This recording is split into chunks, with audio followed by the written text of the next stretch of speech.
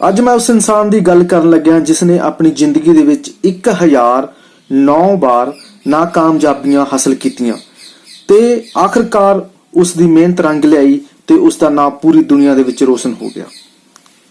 ये गल उस समय दी है जदों जंगलों के कोल रहिंदा एक छोटे दे कस्बे हैनरी बिन दे विच एक 6 साल का बच्चा रहिंदा सी।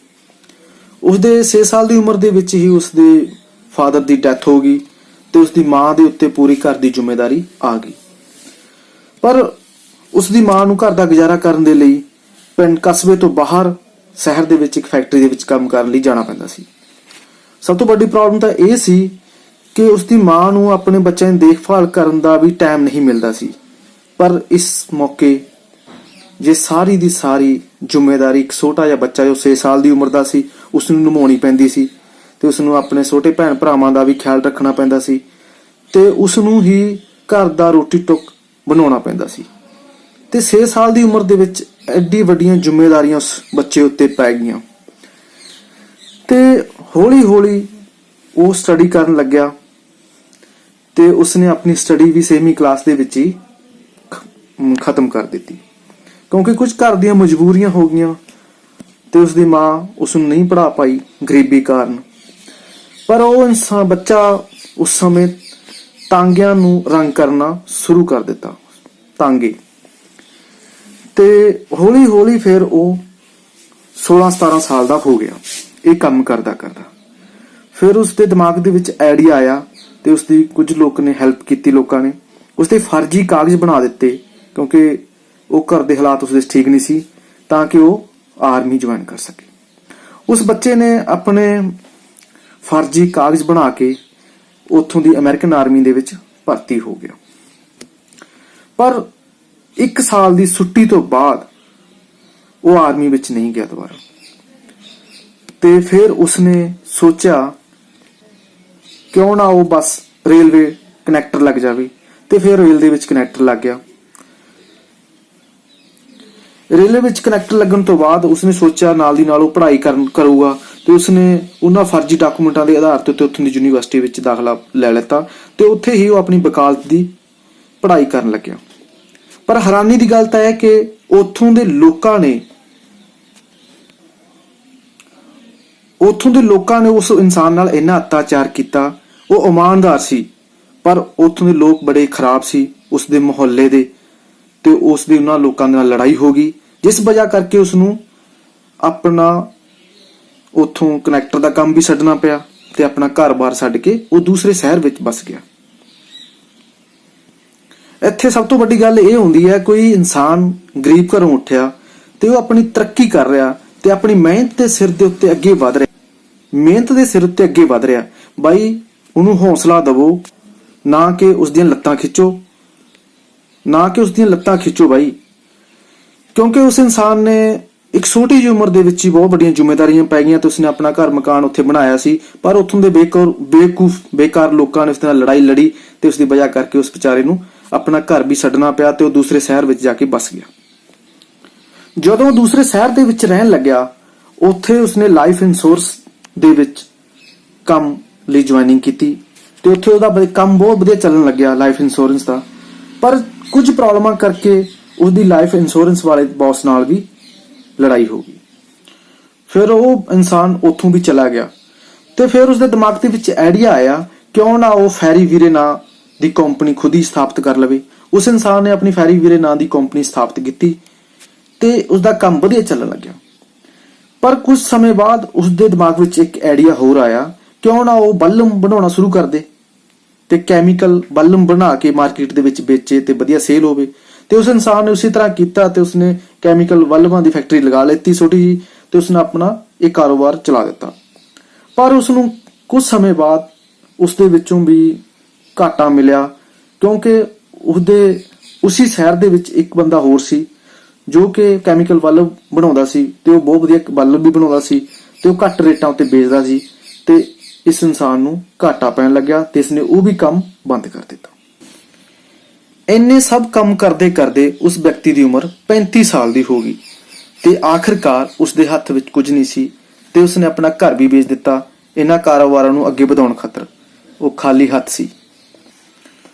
ਪਰ ਉਹ ਵੀ ਬੰਦਾ ਅਜੀਬ ਸੀ, ਇੰਨੇ ਕੰਮ ਕਰਨ ਤੋਂ ਬਾਅਦ ਵੀ ਨਹੀਂ ਥੱਕਿਆ ਤੇ ਉਸਨੇ ਫਿਰ ਤੋਂ ਕੋਈ ਕੰਮ ਕਰਨ ਦਾ ਆਈਡੀਆ ਬਣਾਇਆ। ਫਿਰ ਉਸੇ ਸ਼ਹਿਰ ਦੇ ਵਿੱਚ ਉਹ ਸੈਲਜਮ ਨੂੰ ਮਿਲਾ। ਉਸਨੇ ਆਪਣੀ ਸਾਰੀ ਗੱਲਬਾਤ ਦੱਸੀ ਉਸ ਬੰਦੇ ਨੂੰ ਉਸਨੇ, ਤੇ ਉਸ ਇਨਸਾਨ ਨੇ ਜਦੋਂ ਉਸਦਾ ਕੰਮ ਕਰਨ ਦੀ ਭੁੱਖ ਦੇਖੀ ਤੇ ਉਸਨੇ ਫਿਰ ਉਸਨੂੰ ਆਪਣੇ ਪੈਟਰੋਲ ਪੰਪ ਉੱਤੇ ਕੰਮ ਦੇ ਦਿੱਤਾ ਤੇ ਪੈਟਰੋਲ ਪੰਪ ਦਾ ਕੰਮ ਵਧੀਆ ਚੱਲਣ ਲੱਗਿਆ। ਤੇ ਪਰ ਕੁਝ ਸਮੇਂ ਬਾਅਦ ਉੱਥੋਂ ਦਾ ਮਾਲਕ ਕੁਝ ਡਿਪਰੈਸ਼ਨ ਦੇ ਵਿੱਚ ਆ ਗਿਆ, ਜਿਸ ਦੀ ਵਜ੍ਹਾ ਕਰਕੇ ਉਸਨੇ ਕੰਮ ਉਸਨੂੰ ਬੰਦ ਕਰਨਾ ਪਿਆ ਤੇ ਆਖਿਰਕਾਰ ਫਿਰ ਉਸ ਇਨਸਾਨ ਦੀ ਨੌਕਰੀ ਉੱਥੋਂ ਚਲੀ ਗਈ। ਕੁਝ ਟਾਈਮ ਬਾਅਦ ਉੱਥੋਂ ਦੇ ਮਾਲਕ ਨੇ ਉਸਨੂੰ ਫਿਰ ਬੁਲਾਇਆ ਤੇ ਪੈਟਰੋਲ ਪੰਪ ਸਟੇਸ਼ਨ ਖੋਲ ਲਿੱਤਾ ਤੇ ਉੱਥੇ ਫਿਰ ਵਧੀਆ ਕੰਮ ਚੱਲਣ ਲੱਗਿਆ।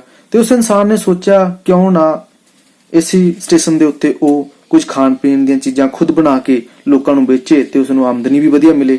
ਤੇ ਇਸੇ ਤਰ੍ਹਾਂ ਉਸ ਇਨਸਾਨ ਨੇ ਕੰਮ ਕੀਤਾ। ਜੋ ਵੀ ਉੱਥੇ ਲੋਕ ਆਉਂਦੇ ਸੀ ਤੇ ਉਹਨਾਂ ਨੂੰ ਖਾਣਾ ਪਾਣੀ ਵੀ ਪੈਸਿਆਂ ਦੇ ਨਾਲ ਖਵਾਉਂਦਾ ਸੀ ਤੇ ਇਸ ਤਰ੍ਹਾਂ ਉਸਦਾ ਕੰਮ ਖਾਣ ਪੀਣ ਦਾ ਵੀ ਵਧੀਆ ਚੱਲਣ ਲੱਗਿਆ ਤੇ ਉਧਰੋਂ ਪੈਟਰੋਲ ਪੰਪ ਵਾਲੇ ਕੰਮ ਵਿੱਚੋਂ ਵੀ ਉਸਨੂੰ ਵਧੀਆ ਇਨਕਮ ਹੋਣ ਲੱਗੀ। ਪਰ ਜੋ ਖਾਣ ਪੀਣ ਦਾ ਕੰਮ ਉੱਥੇ ਬਣਾਉਂਦਾ ਸੀ, ਕਰਦਾ ਸੀ, ਉਹਦਾ ਕੰਮ ਵਧੀਆ ਚੱਲਣ ਲੱਗਿਆ। ਫਿਰ ਉਸਦੇ ਮਾਈਂਡ ਦੇ ਵਿੱਚ ਆਈਡੀਆ ਆਇਆ ਕਿਉਂ ਨਾ ਇਹ ਕੰਮ ਛੱਡ ਕੇ ਉਹ ਬੰਦਾ ਆਪਣਾ ਕੁਝ ਖਾਣ ਪੀਣ ਦਾ ਹੀ ਕਾਰੋਬਾਰ ਸ਼ੁਰੂ ਕਰ ਲਵੇ, ਜਿੱਥੇ ਲੋਕਾਂ ਨੂੰ ਖਾਣ ਪੀਣ ਦੀਆਂ ਚੀਜ਼ਾਂ ਬਣਾ ਕੇ ਦੇਵੇ ਤੇ ਲੋਕ ਖਾਣ ਤੇ ਉਹਦਾ ਕੰਮ ਵਧੀਆ ਚੱਲੇ। ਤੇ ਇਸੇ ਤਰ੍ਹਾਂ ਉਸਨੇ ਕੀਤਾ, ਇੱਕ ਛੋਟਾ ਜਿਹਾ ਰੈਸਟੋਰੈਂਟ ਕਿਵੇਂ ਨਾ ਕਿਵੇਂ ਰੁਪਏ ਇਕੱਠੇ ਕਰਕੇ ਖੜਾ ਕਰ ਲਿੱਤਾ ਤੇ ਉਹਦਾ ਕੰਮ ਬਹੁਤ ਵਧੀਆ ਚੱਲਣ ਲੱਗਿਆ। ਲੋਕ ਬਹੁਤ ਆਉਣ ਲੱਗੇ, ਉਹਨੂੰ ਵਧੀਆ ਇਨਕਮ ਹੋਣ ਲੱਗੀ। ਪਰ ਇੱਕ ਦਿਨ ਬਿੱਲ ਬੋਰਡ ਐਡਵਾਈਜ਼ਰਮੈਂਟ ਨੂੰ ਲੈ ਕੇ ਉੱਥੇ ਦੂਸਰੇ ਹੋਟਲ ਦੇ ਮਾਲਕ ਦੇ ਨਾਲ ਉਹਦਾ ਝਗੜਾ ਹੋ ਗਿਆ ਤੇ ਉੱਥੇ ਹੀ ਉਸ ਇਨਸਾਨ ਦੇ ਨਾਲ ਜੋ ਉਸਦਾ ਸਾਥੀ ਸੀ ਉਹਨੂੰ ਗੋਲੀ ਮਾਰ ਦਿੱਤੀ ਤੇ ਪਰ ਉਸ ਬੰਦੇ ਨੇ ਆਪਣਾ ਕਾਰੋਬਾਰ ਉੱਥੇ ਹੀ ਬੰਦ ਕਰ ਦਿੱਤਾ। ਫਿਰ ਉਸਨੇ ਕੁਝ ਸਮੇਂ ਬਾਅਦ ਦੂਸਰੀ ਜਗ੍ਹਾ ਉੱਤੇ ਆਪਣਾ ਹੋਟਲ ਖੋਲ੍ਹਿਆ ਤੇ ਉਸਦੇ ਨਾਲ ਇੱਕ ਮੋਟਲ ਵੀ ਖੋਲ੍ਹ ਲਿੱਤਾ। ਹੋਟਲ ਦੇ ਨਾਲ ਨਾਲ ਉਸਦਾ ਮੋਟਲ ਦਾ ਕੰਮ ਵੀ ਵਧੀਆ ਚੱਲਣ ਲੱਗਿਆ। ਫਿਰ ਉਸ ਇਨਸਾਨ ਦਾ ਮੋਟਲ ਦਾ ਕੰਮ ਵੀ ਵਧੀਆ ਚੱਲਣ ਲੱਗਿਆ। ਪਰ ਕੁਝ ਸਮੇਂ ਬਾਅਦ ਹੀ ਉਸ ਇਨਸਾਨ ਦੀ ਕਿਸਮਤ ਦੇਖੋ ਕਿ ਉਸ ਰੈਸਟੋਰੈਂਟ ਨੂੰ ਅੱਗ ਲੱਗ ਗਈ। ਉਹਦਾ ਸਾਰਾ ਦਾ ਸਾਰਾ ਸਮਾਨ ਉੱਥੇ ਹੀ ਖਤਮ ਹੋ ਗਿਆ। ਤੇ ਇਸ ਤੋਂ ਬਾਅਦ ਕਿਵੇਂ ਨਾ ਕਿਵੇਂ ਬੈਂਕ ਵਾਲਿਆਂ ਨਾਲ ਗੱਲ ਕਰਕੇ ਉਸ ਇਨਸਾਨ ਨੇ ਇੱਕ ਹੋਰ ਹੋਟਲ ਖੋਲ੍ਹਿਆ ਆਪਣਾ। ਪਰ ਉਸ ਸਮੇਂ ਸੈਕੰਡ ਵਰਲਡ ਵਾਰ ਹੋਣ ਦੇ ਕਾਰਨ ਮੰਦੀ ਆ ਗਈ ਤੇ ਉਸਦਾ ਕੰਮ ਨਹੀਂ ਚੱਲ ਪਾਇਆ। ਤੇ ਇਹਨਾਂ ਹਾਲਾਤਾਂ ਨੂੰ ਦੇਖਦੇ ਹੋਏ ਉਸ ਇਨਸਾਨ ਨੇ ਉਸ ਹੋਟਲ ਨੂੰ ਬੰਦ ਕਰ ਦਿੱਤਾ ਤੇ ਉਸਦੇ ਕੋਲ ਕੋਈ ਪੂੰਜੀ ਨਹੀਂ ਸੀ ਤੇ ਉਹਦਾ ਸਭ ਕੁਝ ਖਤਮ ਹੋ ਗਿਆ। ਤੇ ਫਿਰ ਇੱਕ ਦਿਨ ਉਸਦੇ ਦਿਮਾਗ ਵਿੱਚ ਆਇਆ ਕਿਉਂ ਨਾ ਉਹ ਆਪਣੀ ਰੈਸਿਪੀਆਂ ਵੇਚਣਾ ਸ਼ੁਰੂ ਕਰ ਦੇਵੇ। ਰੈਸਿਪੀਜ਼ ਜਿਸ ਚੀਜ਼ ਨੂੰ ਲੋਕ ਪਸੰਦ ਕਰਦੇ ਸੀ ਕਿ ਉਹ ਖਾਣਾ ਕਿਵੇਂ ਬਣਾਉਂਦਾ ਤੇ ਉਸ ਇਨਸਾਨ ਨੂੰ ਪਤਾ ਸੀ ਕਿ ਕਿਵੇਂ ਮੈਂ ਉਸ ਖਾਣੇ ਪਾਣੀ ਦੇ ਵਿੱਚ ਮਸਾਲੇ ਕਿਸ ਟਾਈਮ ਕਿੰਨੇ ਕਿੰਨੇ ਪਾਉਣੇ ਨੇ ਤੇ ਉਸ ਚੀਜ਼ ਨੂੰ ਲੋਕ ਪਸੰਦ ਕਰਦੇ ਸੀ। ਤੇ ਉਸ ਬੰਦੇ ਨੇ ਅਖਬਾਰ ਦੇ ਵਿੱਚ ਕਢਾਇਆ ਤੇ ਕਿਹਾ ਕਿ ਜਿਸ ਵੀ ਇਨਸਾਨ ਨੂੰ ਆਪਣੀ ਮੇਥੋਂ ਰੈਸਿਪੀ ਲੈਣੀ ਹੈ ਤੇ ਉਹ ਆਪਣਾ ਮੁੱਲ ਲਾ ਸਕਦਾ ਹੈ ਤੇ ਉਸ ਨੂੰ ਰੈਸਿਪੀ ਮੈਂ ਦੱਸ ਦਵਾਂਗਾ। ਇਸ ਚੀਜ਼ ਨੂੰ ਖਰੀਦਣ ਲਈ ਘੱਟੋ ਘੱਟ 1009 ਚੀਫ ਰੈਸਟੋਰੈਂਟ ਹੋਟਲਾਂ ਦੇ ਆਏ ਤੇ ਉਹਨਾਂ ਨੇ ਇਸ ਰੈਸਿਪੀ ਲੈਣ ਨੂੰ ਮਨਾ ਕਰ ਦਿੱਤਾ ਤੇ ਉਸ ਨੂੰ ਬਹੁਤ ਦੁੱਖ ਲੱਗਿਆ। ਉਸਦਾ ਪਰਮਾਤਮਾ ਵੀ ਹੈਲਪ ਨਹੀਂ ਕਰ ਰਿਹਾ ਸੀ। ਪਰ ਉਸ ਸ਼ਹਿਰ ਦੇ ਦੋ ਵੱਡੇ ਰੈਸਟੋਰੈਂਟ ਮਾਲਕਾਂ ਨੇ ਉਸ ਦੀ ਰੈਸਿਪੀ ਖਰੀਦ ਲਿੱਤੀ ਤੇ ਉਸ ਇਨਸਾਨ ਨੂੰ ਕੁਝ ਪੈਸੇ ਦੇ ਦਿੱਤੇ। ਤੇ ਇਸੇ ਤਰ੍ਹਾਂ ਇਸ ਚੀਜ਼ ਨੂੰ ਦੇਖਦੇ ਦੇਖਦੇ ਕੁਝ ਹੋਰ ਲੋਕਾਂ ਨੇ ਵੀ ਉਸ ਤੋਂ ਰੈਸਿਪੀ ਖਰੀਦੀ ਤੇ ਉਸ ਇਨਸਾਨ ਲਵੇ ਕਾਫੀ ਪੈਸਾ ਫਿਰ ਆ ਗਿਆ। ਫਿਰ ਉਹ ਸਾਰਾ ਪੈਸਾ ਇਕੱਠਾ ਕਰਕੇ ਉਸ ਇਨਸਾਨ ਨੇ ਇੱਕ ਹੋਰ ਰੈਸਟੋਰੈਂਟ ਖੋਲ੍ਹਿਆ ਜਿਸ ਦਾ ਨਾਮ ਰੱਖਿਆ ਉਸਨੇ ਕਰਨਲ ਸੈਂਡਰਸ। ਤੇ ਉਹ ਕੰਮ ਵੀ ਉਹਦਾ ਵਧੀਆ ਚੱਲਣ ਲੱਗਿਆ ਤੇ ਉਹਦਾ ਨਾਮ ਕਰਨਲ ਸੈਂਡਰਸ ਰੱਖਿਆ ਗਿਆ। ਇਹ ਕਰਨਲ ਉਸ ਵਿਅਕਤੀ ਨੂੰ ਉਸਦੇ ਸ਼ਹਿਰ ਵਿੱਚ ਸਨਮਾਨ ਦੇ ਤੌਰ ਤੇ ਦਿੱਤਾ ਗਿਆ ਕਿ ਉਸ ਬੰਦੇ ਨੇ ਕਦੇ ਹਾਰ ਨਹੀਂ ਮੰਨੀ ਤੇ ਉਹ ਹਰ ਵਕਤ ਆਪਣੇ ਕੰਮ ਦੇ ਵਿੱਚ ਜੁੜਿਆ ਰਿਹਾ। ਉਸ ਰੈਸਟੋਰੈਂਟ ਦੇ ਵਿੱਚ ਉਹਦਾ ਕੰਮ ਵਧੀਆ ਚੱਲਿਆ ਪਰ ਉੱਥੇ ਵੀ ਉਸਦੀ ਕਿਸਮਤ ਨੇ ਸਾਥ ਨਹੀਂ ਦਿੱਤਾ। ਉੱਥੋਂ ਦੇ ਸ਼ਹਿਰ ਦੇ ਲੋਕਾਂ ਨੇ ਉੱਥੋਂ ਦਾ ਜੋ ਮੇਨ ਹੈਡ ਸੀ ਤੇ ਉਸਨੇ ਉਸ ਰਸਤੇ ਤੇ ਜਾਣ ਵਾਲੀ ਟ੍ਰੈਫਿਕ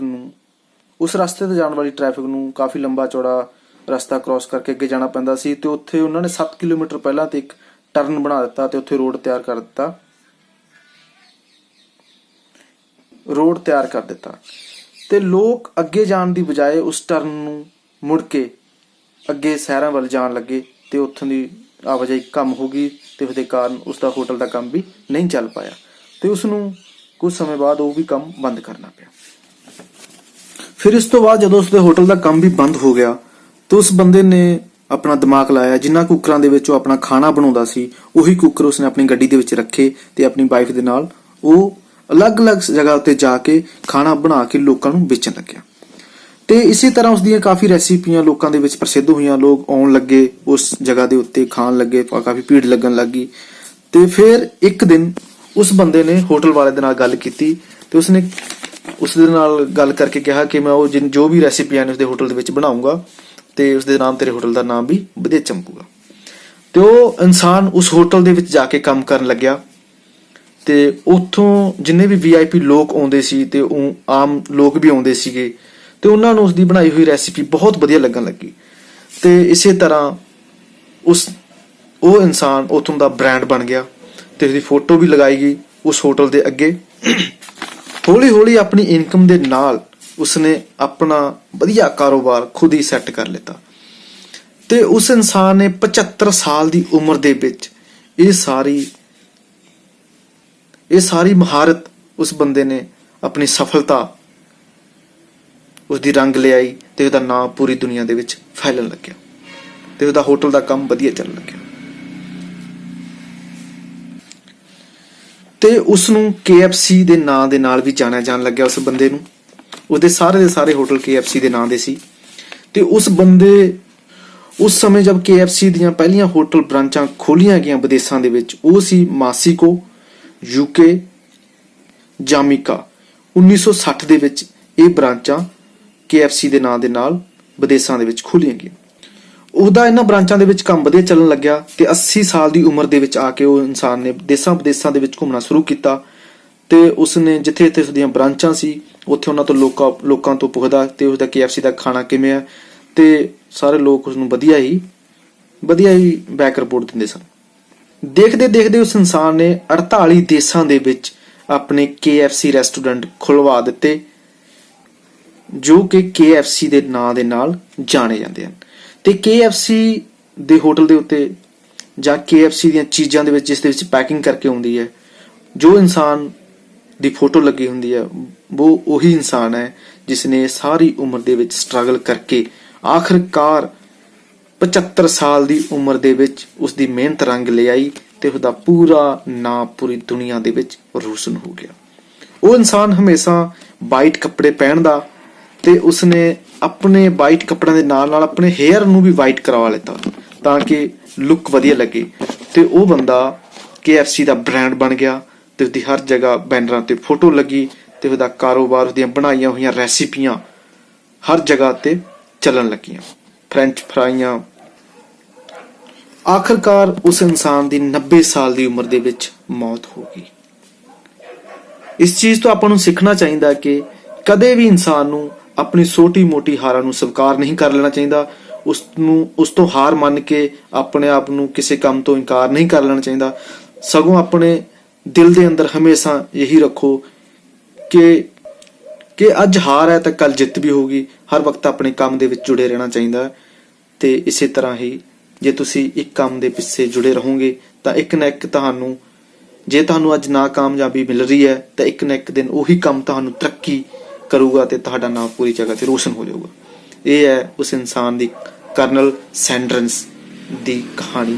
ਉਸ ਇਨਸਾਨ ਨੇ ਘੱਟੋ ਘੱਟ, ਇਹ ਤਾਂ ਮੈਂ ਇਸ ਸਟੋਰੀ ਦੇ ਵਿੱਚ ਬਹੁਤ ਹੀ ਘੱਟ ਦੱਸਿਆ ਤੁਹਾਨੂੰ, ਉਸਨੇ 1009 ਵਾਰ ਕੰਮ ਜੁਆਇਨ ਕੀਤੇ ਤੇ ਉਹਨਾਂ ਤੋਂ ਹਾਰ ਮੰਨੀ ਤੇ ਆਖਿਰਕਾਰ 75 ਸਾਲ ਦੀ ਉਮਰ ਦੇ ਵਿੱਚ ਉਹਦਾ ਕਾਰੋਬਾਰ ਇੰਨਾ ਵਧੀਆ ਚੱਲਿਆ ਕਿ ਪੂਰੀ ਦੁਨੀਆ ਦੇ ਵਿੱਚ ਉਹ ਇਨਸਾਨ ਫੇਮਸ ਹੋ ਗਿਆ KFC ਦੇ ਨਾਂ ਦੇ ਨਾਲ।